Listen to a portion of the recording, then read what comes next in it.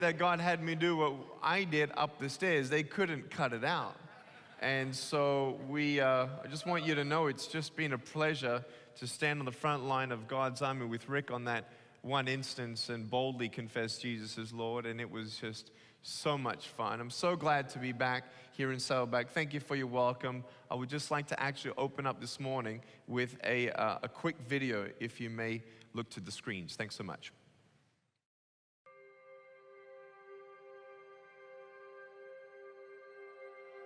I was born in Melbourne, Australia, 1982, and my parents had no idea that I was going to be born without arms or legs.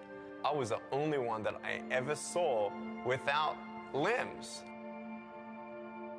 My faith in Jesus Christ was sealed after 7 years of wondering why, God, I was born this way.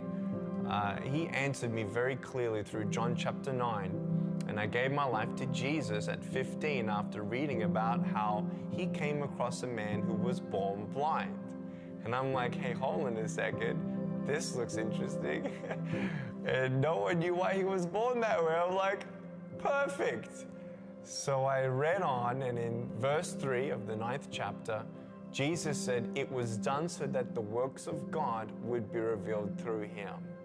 And I'm like, wow, God, if you had a plan for the blind man, you do have a plan for me. And that was the beginning of my personal relationship with Jesus.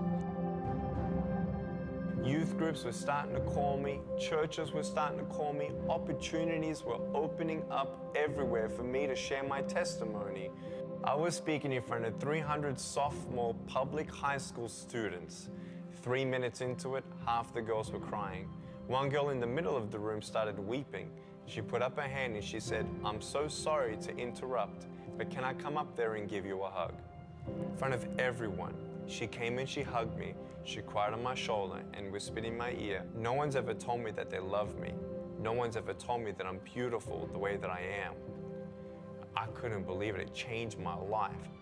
That was when I knew I was called to be a worldwide evangelist. Today, do not leave here